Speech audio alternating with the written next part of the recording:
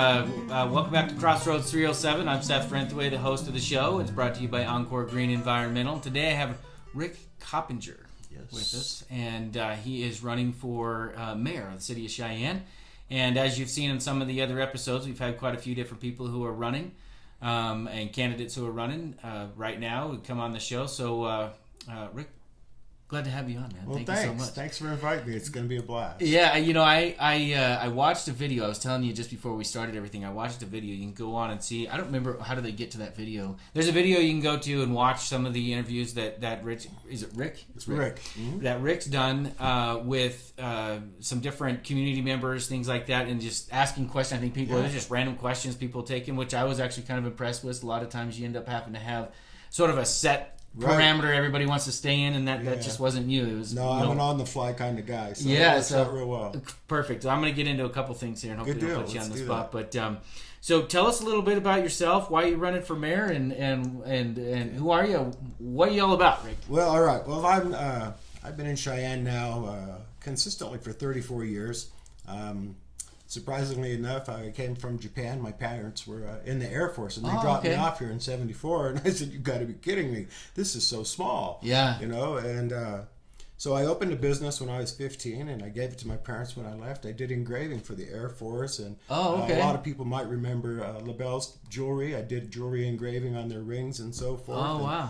A lot of different things like that. Then I left for the Navy. I went and served my country, had a great time, got to see the world from the steel deck of an aircraft carrier. My pleasure. It was an honor. And came back, and I always knew I was going to serve my community. I just didn't know how. I didn't know when. I just kind of left it in the Lord's hands, and he said, "Now's the time, Rick. We're gonna wean you into this thing, and we're gonna get you warmed up so that you can do this." Perfect. Well, and the reason I'm running for Cheyenne is, one, I'm not a politician. I have no desire to ever be a politician, but I'm tired of how my city's being run. Okay. I'd like to see more come here. I'd like to see more things happen here. I have 5 kids, of which none live here. I have a son that lives here, but he wants to go as well. What's your age range of your kids? Anywhere from 29 to 36. Okay. So I cover a pretty broad gamut. And 2 of them are in the Navy, and they don't float boats here in Wyoming. So not too many. Yeah, not too many. No, unless you're put them up on Guernsey. That's right. So but they don't have a desire to come back to Wyoming, and so I've asked them why, and they said, "Well, the jobs that we're interested in, Dad, aren't there." And I said, "So what can we do?" And so we started talking about it, and I told them, "Well, Microsoft is here, greenhouse data is here, NCAR is here, so we got great technical jobs, but those weren't the areas that they were interested in." So I understand it. Go see the world, enjoy your life. Yeah. But that's what I want to do. We need to bring some things here. And I'm that guy that thinks outside the box, inside the box, and just makes things happen. Yeah. That's the whole idea. I'm about community, not about me. I've lived my life. I've had a great time. Now I want to bring that. I want to bring my experiences to Cheyenne, make things happen, make Cheyenne exciting. Let's bring people from Fort Collins to spend their money in Cheyenne. How are we going to do that? That's my plan. The interesting thing about, I've just been sitting here listening to what you're saying, obviously, and I'm from Cheyenne too. Right. I grew up here. I moved away. I came back. I did the military thing, traveled around everywhere and that kind of thing, and I've still found myself back here in Cheyenne. And it's interesting, the dynamics that we have here in not just Cheyenne but Wyoming. And I've said it before on the show, where we sort of have this multiple personality thing going on, where we want all of these. We still have a rec center, right? Right. We want a rec center. We want all these different businesses to come in, and at the same time, we also don't want anybody to come here. We want to be, so cake and eat it too. Yeah, and somehow there has to be some type of happy medium. I'm not sure that we've really reached it. I think that some people, obviously, we don't have the same growth that you're talking about that we'd like to have that could keep everybody here. So for the side of the personalities that are saying, hey, we don't really want to have much change, we're doing pretty good. Right. But for the rest of it, it doesn't seem like it's moving along very quick, And we have a lot of potential to do it here with I-25, I-80. I mean, it's the same old story. Well, and a lot of the people that I talk to, the reason they don't want a lot of people here is they don't want to lose their heritage. They don't want to lose what Cheyenne's all about. And you don't have to. You don't have to give those things up. We are who we are. We are what America was. Yeah. And we can hold on to that and still have people and still have things to go on. You talked about the rec center. I don't think, and I'm a no vote on the rec center. Okay. But that doesn't mean the rest of the world is. Yeah. But it's never gotten a fair share. You're no on the rec center as far as a public rec center, or are you just talking about in general? No, as a city paying for it. Okay, got it. Okay? Yep. But that doesn't mean the rest of the city is. Yeah. So what we need to do is, just like the Christensen overpass, we need to put that as a separate line item. Mm-hmm. We always pack it with something, and the things that they pack it with are no's. So it's never gotten a fair shake. I see. Let's put it as a separate line item. Let's see what the public actually says. Really wants. Yeah. Yeah, no, I agree. What a better way to get an honest opinion of what's going to happen with our town than separate line items on the 6 penny that says, hey, we want a rec center. Mm-hmm. Well, it's your tax dollars. You tell us how you want us to spend them. Yeah. That's what it's supposed to always be about. So one of the things, as you're mentioning too, and I found this interesting in the conversations you were having with the public in that interview, was that there seems to be a lot of emphasis by some groups to say, well, we need to revive the downtown. Mm-hmm. And correct me if I'm wrong, but I don't want to put words in your mouth, but I kind of see, it seemed like to me that you took a let the cream rise to the crop approach. If downtown really wants to come back, and then the building owners and that downtown will get together and make that happen. Absolutely. If they don't, then we can't just spend all of our time and resources into the downtown. Let's grow whatever area of the city is ready for it. Is that an accurate characterization? Absolutely. I love downtown. Mm-hmm. Love it. I wander downtown because I like the old paintings up on the wall. The business college. I like all of that stuff. But those are landlords that are running those properties down there. Why aren't they? If they want the business, if they want tenants, if they want money downtown, prove it. Sure. Put the money where the mouth is. Now, to be fair to the downtown guys, what do you, in your opinion, and obviously unless you sit down with each of them is going to have their own different story. Each building's got its own story, its own problems, its own benefits, potential. But if from your perspective as a guy who's going to be running for mayor, what is it that you think that the city can do to help either incentivize, get out of the way? What is it for that might help those downtown guys revive that? Not that we just need to do everything for those building owners, but obviously you got to get past the starting point. So what do you think's the hold up, and what can we do different? One, let's get the government out of the way. Okay. Let's build a UDC code, a building code that makes sense. Mm-hmm. Let's help them help themselves. I am not a subsidy kind of person. I don't believe in picking winners and losers. I don't believe that's the city's job. Right. The city's job is to make sure you get the 4 basics that they're promised, the proper role of government, if you will. But those people bought those buildings. Mm-hmm. And when they bought those buildings, they were not bright, shiny new stars, and they've started to dwindle. They were dilapidated when they bought them, and they've started building them up. And God bless them for doing that, because the downtown is still here. Yeah. But, we have a hole downtown, and they complain about the hole, but I don't see anybody coming up with solutions. Mm-hmm. Well, I've got solutions, but it's going to have to take them people to do it, because it's going to be them that reap the reward from it. Yeah. But I do agree that they need something, maybe incentive. Mm-hmm. What is that, an incentive? I think they brought Amber Ash in as DDA. Now, how do I feel about DDA? I'm still working on that on their role. Yeah. But she wasn't there a month, and she brought tons of people downtown, and those people had a great time. And that's in the middle of COVID. Yeah. These people were having a great time, and these businesses downtown were making money. Yeah. So that's what it's actually going to take. Yeah, no, I think I hear what you're saying there, and I wonder, when you're talking about getting the government out of the way, as far as the UDC goes. I mean, there's different takes on what people think is going to need to happen downtown to really revive it. I mean, and maybe it's a combination probably of several different things, but the two that always stick out to me is there's always a discussion of we need to have more urbanized housing downtown, and we also need to have a whole different presentation of our storefronts. Like, they're always in some ways it's always, let's put some lipstick on a pig here, and hopefully if we put some nice signs and a shiny front, that everybody's going to show up and want to be downtown. And then you got the parking issue and those kind of things. So as far as the government getting out of the way, in what way do you think the UDC creates a problem and being in the way to not allowing people, or not really not allowing them, but creating hurdles and more barriers to entry, if you will, to revive what's been kind of, I guess, dilapidated for a while. Is that fair? Yeah. I think because the way the UDC code reads, if you make changes to your buildings, you're obligated to do so much in landscaping, so much in parking. And if we stuck to that, well, we'd have to level almost every other building and make it a parking area so that we'd have enough space for people to park. Right. And that makes no sense. Mm-hmm. Putting lipstick on a pig, like you said, I travel. I see itty bitty towns. When I talk itty bitty towns, I'm talking 1,200 people, 1,300 people, and their tourism are people just driving by. Right.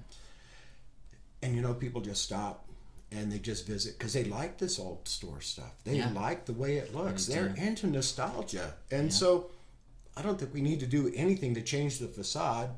We need to make the streets passable. Yeah. You need to have good curb and gutter so people aren't breaking their ankles and so forth. Yeah. But I don't think we have to change that much. We just have to be a business-friendly UDC code so that people are encouraged to do that. And then you were talking about housing. Well, if the permitting process takes so long that a person has to invest $1 million worth of interest before they can start building because they still haven't gotten their permits, what does that tell people that want to come in and build housing? Sure. Why do I want to spend that kind of money? The housing is too expensive. Mm-hmm. And that's what drives those costs up, I believe. So that's really what we need to do. We need to start getting those things out of the way. Start getting the government back out of the way. Here you go. Build. Do what you got to do. But build a code that keeps our city beautiful, but makes sense. Yeah. That employs people, that doesn't take up buildings that we don't need to take up. Like I said, I love downtown. But I'm also about the rest of the city. I like the north side of town. I like the east side of town. I like the west side of town. I love the south side of town. There's not really much a bad place in Cheyenne, even though we have our own cliches and stereotypes but around the city. But man, there's not really any place in Cheyenne that you would live that's a dangerous place. No. Every place has its problems, but so yeah, no, I agree. It's overall just a great place to be. It's an amazing town. So one of the other things, and this always happens in every city, so you're not going to get away from it, but the potholes and the roads and those kind of things. So those are like the main. Those seem to be always a topic during a mayor election. So and there's no exception here in Cheyenne. So what is it that you think? I mean, there's always money could be managed here or there or whatever, and there may be some truth to that. But what is it that you think can be best done to better help manage that issue? Because it really is true. Like I went into some of the parks and just right over in front of the community house, and I think they threw in some filled in some holes there. But holy buckets, it was like driving on an old Jeep trail up in the mountains. Right. Anyway, what do you think's the issue there, and what can we do different? A couple of things. One, proper materials. We have to use the proper materials to fill the holes in. Okay. Secondly, it has to be filled correctly. You can't just throw some stuff in a hole and tamp it down with your feet and call it a day. There you go, we filled the hole. It has to be proper temperature. It has to have proper compaction underneath the property. Whatever you're filling, whatever the hole is that you're filling, has to be correctly tamped. It can't just still be loose and then throw some asphalt or some concrete on top of it and smack it a couple of times and call it a day. Yeah. So now that you've filled the holes correctly, well, what are you going to do to maintain them? Well, that's proactivity. So let's be proactive about maintaining these roads. We have a great streets and alley department. I just don't think they're being utilized correctly. During the summertime, I have a plan to keep potholes filled. And then during the fall and the winter and the beginning of spring, we can maintain those. And then come summertime, we're going to have potholes again. That's the nature of the beast. And every election, you're going to have the same conversation. Yeah. Hopefully it won't be because the potholes are so big. It'll be, well, I have some potholes over here that need to be taken care of. We'll just talk about a few little holes. But with my plan during the summertime, we can get them all filled. We can maintain them the rest of the year. And then in the summertime, we can go back out and touch up some of the things that need to be touched up. Be proactive. Stay on top of them. Sure. So then if I'm understanding you right, do you think that it's not really a funding issue for the potholes, the road conditions? It's more of a how did that get managed issue? Well, it's going to be a funding issue for a while until we get them under control. Okay. And once we get them under control, then no, I don't believe it's going to be. I think we'll have funding for it. And some years you're going to have, Cheyenne has really bizarre weather. So some years you're going to have more potholes than others. Well, that funding that goes to the potholes on the years that you don't have a whole lot of them stays there. We don't move it. So a couple things, and I'm going to end probably on the bigger one, but this next one was Super Day. So Super Day, like, to me, was like one of the coolest events that we have is in the city, and I was just baffled that there was discussion that it was going to be no longer. And of course, this year we didn't have it, but it seems like a really good event for the city. Absolutely. And I do think that there's probably some money that's out there that the city's putting up. But what are your thoughts on Super Day? Should we keep it? Should it go? Absolutely, what do you think? Keep it. Absolutely. Yeah. That's like a coming out party for Cheyenneites, you know? I mean, we spend so much time, 9 months of the year, inside our houses. Yeah, especially, I mean... You say hi to your friends on the way by, you know, because they're looking out the window and you're the one with the truck. Yeah. So, so Super Day has to be. Yeah. Super has to be. The one thing that I really missed were the concerts. Yeah. You know, and maybe we can't afford to bring in Jefferson Airplane all the time, or some of the other really cool bands that we've had. Yeah. Are you talking about on the plaza now? Well, no. Super Day had Jefferson Airplane at the end of Super maybe Day. They did, yeah. Yeah. So. Okay. And then everybody got together at the end of the day, and you know there were food trucks or anything, but there's no reason we can't have that. Bring them in. Yeah, we had over at Lions Park and right over there next to where the amphitheater. Yep, the amphitheater, and that thing seems so underutilized. Every time I go there, I take the dogs and we'll go. My wife and I'll go walk around the park, and every time I go by the amphitheater, I'm like, man, it's such a cool place, and then we don't really do much with it. Really. 3 times a year, and thank God for the Cheyenne Symphony Orchestra, because man, they're the ones that utilize it. Yeah. But look at these. And I think of the band with Taylor Scott. Was it Another Kind of Magic or something like that? Mm-hmm. There's those other bands out there, and they just want to perform. Yeah. So why can't we bring them in? Why can't we? Yeah. Let's have a party in the park. Right. You know, let's put some food trucks up there at the end of Super Day and say let's just keep this party going. And then at the end of the day, everybody goes home and they're ready for springtime. So all the people out there that are Coors fans, don't get mad at what I'm about to bring up next. But what I always baffled me is in the city of Cheyenne we have some breweries that are right there, local. Some of them, you know, if you got a restaurant or something like that, they may be chains that came in. But you have like some local breweries right here, and they've got some great product that they sell. I have to take your word for it. I can't drink. No, that's fine. But my question is down on the plaza, they don't seem to have the opportunity to participate in sales down there on the plaza, and that's why I say I'm not really trying to call out Coors or anything, but I know that there's specific contracts with the city, and it seems like, and I don't want to put you on the spot and make a decision right now, but as a mayor candidate, I think that would be one thing to be important to figure out. How do we, because incorporate them in that's just one thing at night, not to leave anybody else out. If you're a local restaurant, it'd be cool to have a food truck down there representing you or something like that, and then everybody can get some exposure down at those events. But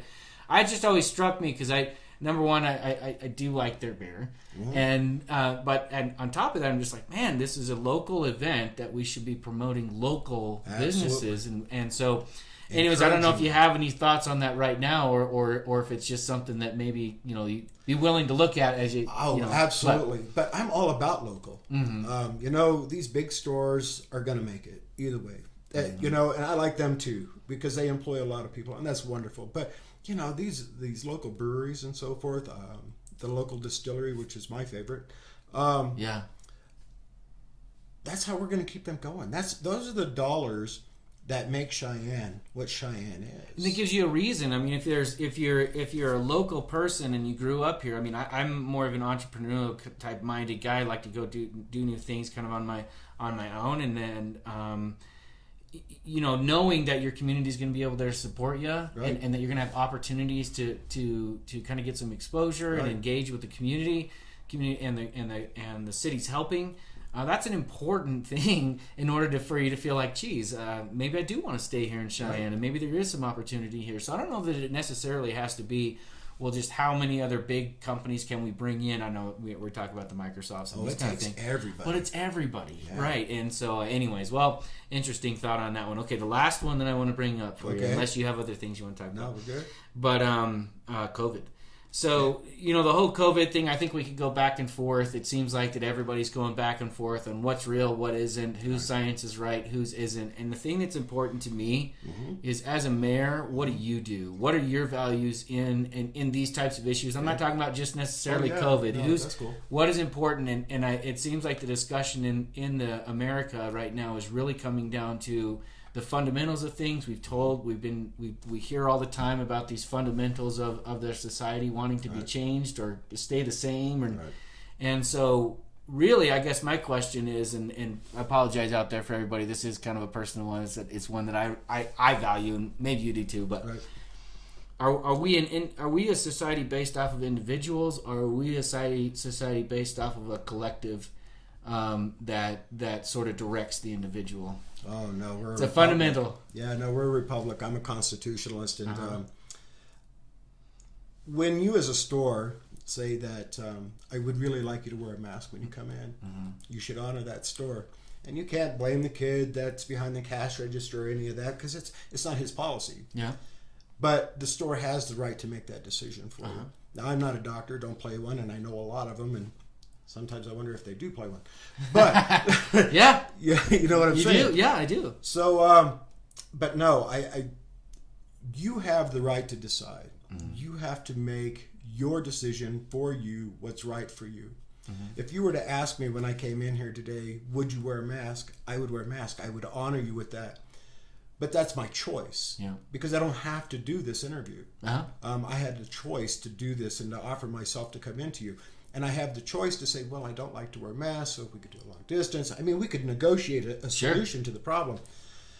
But I don't believe the government has the right to say, you have to wear a mask, and if you don't wear a mask, we're going to shut you down, and yada, yada, yada, because we're ruining an economy. I mean, look at these guys. When this COVID stuff first started, a friend of mine with Alice Towing, she started a page with small business. And so what we did is we went out and we took pictures of businesses and menus and phone numbers and so forth, and we were pushing these restaurants and pushing these businesses to keep them afloat. And thank God for the people out there, they're still afloat. They're still weaning through it, but they're going to make it, because Cheyenne does that.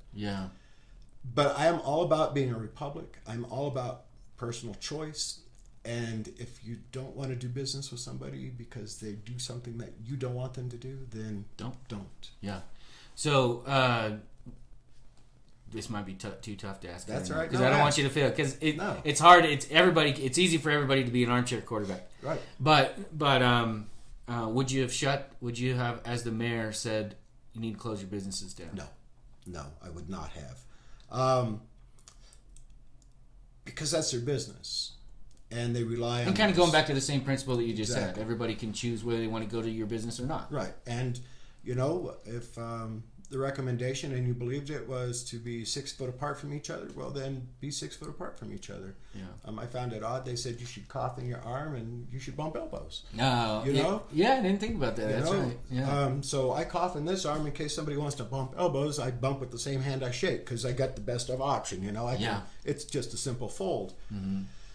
But again, no, those businesses should have been able to stay in business. Yeah, and I think that for me, the issue I'm getting at here is, I think we're all, like I say, we're all going to have our own opinions on what the threat of that specific situation was. But fundamentally, what is the philosophy of for you of government, which you've answered, is what I was kind of trying to get at, and I think that's a really important. It's one of those things that. For some reason, we took for granted that we didn't need to discuss for a long time, and I think that now, particularly this voting cycle, is probably, at least I know it is more in the forefront of my mind of, man, what is that person's philosophy, the fundamental philosophies. I think that's really important. So. Well, Rick, thanks you so much for coming on. Oh, the pleasure was mine. Do you have anything else or any other messages you'd like to get out to anybody? Maybe a website where they can go and see more information on you, that kind of thing? I do have a website. It's rickcoppingerformayor.com. I have a Facebook page, Coppinger for Cheyenne's Mayor. My phone number, I have cards that I've been out putting out by hand. I'm trying not to knock on too many doors, because I understand some people are still concerned, and so I'm trying to honor that as much as I can. You can always call me. Got a Facebook page, I'm sure. I do. Find me on Facebook. It's Coppinger for Cheyenne's Mayor. Very good. We're doing videos. You'll see a lot of videos out there coming out. I've got some good friends that are fortunately techie, and I'm not. I can make anything work, but don't ask me to make a video. I don't have the skills you have to do this kind of thing. Well, even I take a little bit of help every now and then. So, right. Well, the show is sponsored by a company called Encore Green Environmental, and I'm not sure how much that you've heard about the company just yet.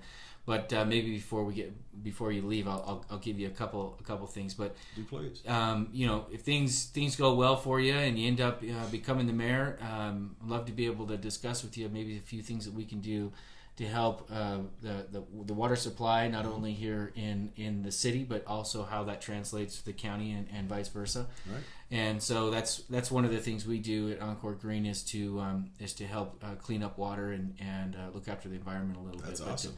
But at any rate, thank you so much for coming on. Yeah, thank you. If there's anything that if you want to use this as a platform to get any message out to anybody or anything like that, you're always welcome. So I will definitely. Best of luck on the campaign. Once I'm elected, we'll stay in touch. We'll do this more often. For sure. Thank you so much. Thank you. Appreciate you. Day, you too. Thank you. All right, everybody. So check us out on Facebook, YouTube. Like, share, subscribe. Thank you so much for joining us. We'll see you next time at Crossroads 307.